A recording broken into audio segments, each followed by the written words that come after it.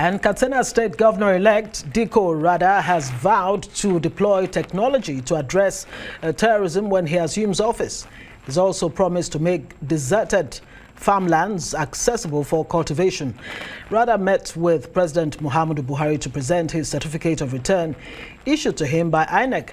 He says he's already commenced a strategic policy review under the present administration, whose recommendations will be implemented after May 29. Strategic policy for the state, and just day before yesterday we inaugurated strategic policy review committees. We want to kickstart our work immediately we are sworn in as governor. So I think we are doing everything now to ensure that we put everything in place so that we kick the ground running immediately after swearing in. Security is our first priority. This is what we are going to give much attention because it is only when you have peace and security that you can be able to go to the farm, go to school, go to hospital, and even the market. So security is very cardinal in the economic development of any society.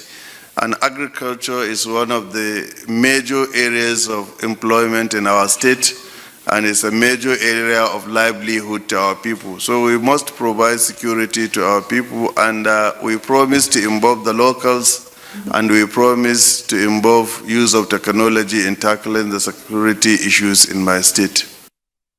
And the man you just saw, Katsina Governor-elect Dikko Radda, joins us now, right in the studio. Welcome, Mr. Governor. He has chosen not to be addressed as His Excellency. Thank you so very much for having me. What has really informed that? You know, I mean, with the Novel Reach and those who are really part drunk in Nigeria, they want all those epaulets, you know, to be attached to their names. So why don't you want to be referred to as His Excellency? No, I don't want that thing to get into my head. I just want to be a normal person. I don't want all these things to get into me.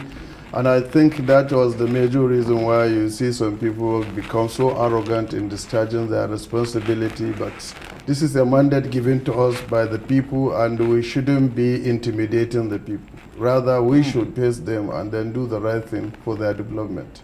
Fantastic. I mean, and you actually came in here, you know, just you and maybe one other person.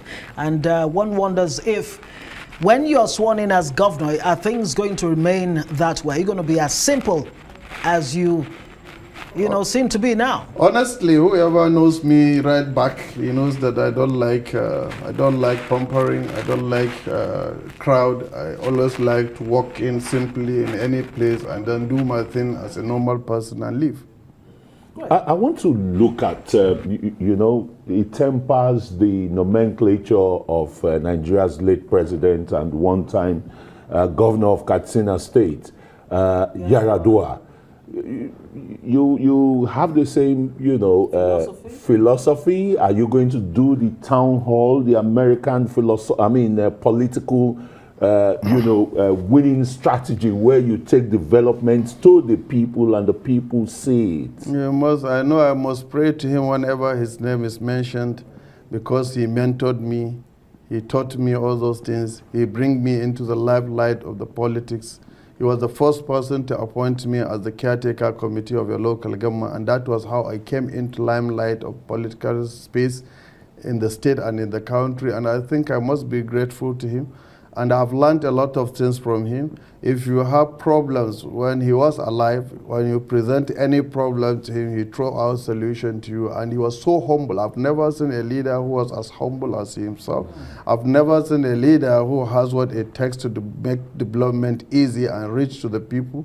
I've never seen a leader who believes in rules of law, who always abide by the rules and regulations. I think he and President Muhammadu Buhari, they so much believe in rules of law. And I believe that I've learned a lot of things from him. And if I've not done something similar to what he has taught me, I think it's a betrayal. Absolutely, and very well said. Let's talk about your plan now that you're governor-elect and you'll be sworn in come May 29 this year. You said you're going to hit the ground running, and your focus, like you pointed out in that report, you're going to tackle the challenge of insecurity.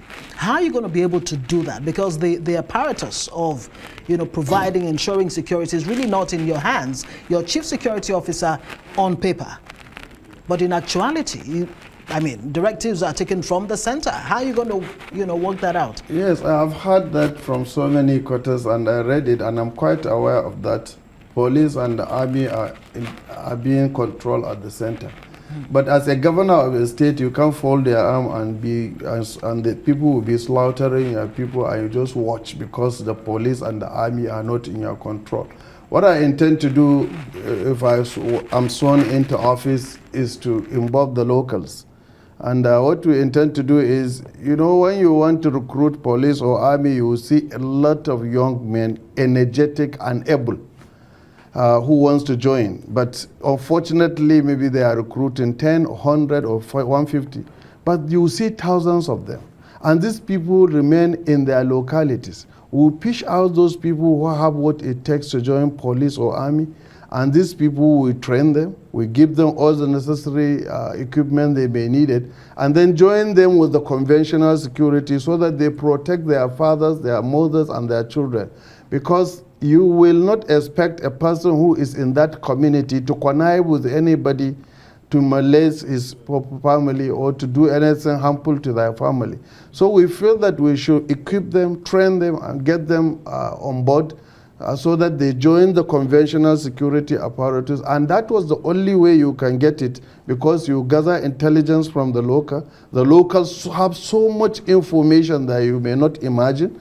And when those people are on ground, with a little touch on the security and the use of technology, as I mentioned earlier, as I'm speaking to you today, we have developed an app that will help in tackling the insecurity in so many. I don't want to say much about it because it's an insecurity issue, but I'm telling you, we must tackle the insecurity. I was a victim of banditry.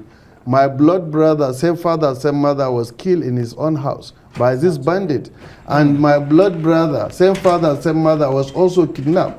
I had to pay money to get his freedom. So I think this thing is deep inside me. I have it in me. I have the passion to fight this, and that was the reason why during my campaign I had to go around the 361 wards, even roads that were closed officially. We followed those roads. Villages that cannot be entered by even the security men were able to penetrate and go there to see, to have first-hand information on what is happening to those people. And mark you will have to provide leadership. As a governor of a state, you need to provide leadership. You have to lead so that you can build a moral authority on your followers. They can follow you because they have seen that you have them at heart. If you look at what happened in Borno State, because of provision of leadership by Governor Slim, there are so many issues that were resolved of this insecurity in Borno State. It has increased drastically. And I think we want to deploy all this method and provide leadership so that we can reduce as much as possible the issue of insecurity in our state. Great. That's a very key challenge that you're already tackling headlong, even before being sworn in and the rest haven't developed an app. But there are other key challenges in the state, It's an agrarian state where agriculture could really be number one. You have poor IGR, underutilization of the dams. Some of the very big dams in the country are located in Katsina State. Your poor IGR, dependence on federal allocation. How are you going to do to, I'm quite aware of those challenges, and I want to also try to see how I can increase the IGR of my state. I want to see before the end of my tenure if I could be able to pay salaries and every other thing with my IGR, so that, because now that you have to collect fund allocation from the federal to pay salaries and other obligations before you even do a capital project or what have you, if we can be able to relieve that aspect of salary payment from IGR, we will have more money to develop the state. And I think we will need to do that. We have to put our hands, we are reviewing the law. Even now, I have even contracted some lawyers that are looking at the bill in the IGR sector so that they can develop a bill, before our swearing in. Immediately when I'm sworn in, I will throw it to the State Assembly so that we can have the law and kickstart the process. And again, you spoke about agriculture. My PhD is on agriculture. So I know what it takes to develop agriculture in the state. And I knew some of the governments that we used to have, they always concentrate on provision of fertilizer as the only means of developing agriculture in their state. It's much beyond that, because you need to look at the operations. How do we operate? How do we conduct? How do we cultivate? What kind of land? What kind of plant? What variety do you need to put in place so that you can have more production? Because we have a problem of land tenure. The only thing to tackle that problem of land tenure is to improve production on that small land that you have. How do you improve that? By best practices in agriculture. I want to provide extension services so that they can teach farmers how to do it. They can introduce new technologies, new varieties, new insecticides, new seeds that can be able to grow more and produce more, so that they will improve in their income. And when they improve on their income, they are improving on their lively and standard of living. Fantastic. And that is what we want to achieve. You're almost tempting us to move to Katsina State already. I mean, with this amazing plans. You are quoted as saying there's a very serious need to reform the civil service. That without that, really, there's hardly anything you can achieve in government. How are you going to, start the reforms? I was a local government chairman. I know how our public service perform. I was the chief of staff to the governor. I know how the civil service was done, how the services are being done. So what I intend to do, for you to achieve any policy, you must have a very sound, knowledgeable and skillful public service. And it is only the bridge that you will ride to success. So for me to achieve that, I need to retrain and retrain. I need to interview. I need to place public servants where they deserve to be. I need also to promote civil servants without fear and favor. I need also to discipline civil servants if the need be, without fear and favor. I don't like a situation where, because you know a commissioner, or because you know the first lady, or because you know our in-law, that you can influence your posting to any place. I will post people based on merit, based on your capability, based on your skills, so that we can maximize the benefit of the service to the generality of the people of Katsina State. Just very quickly before we let Dr.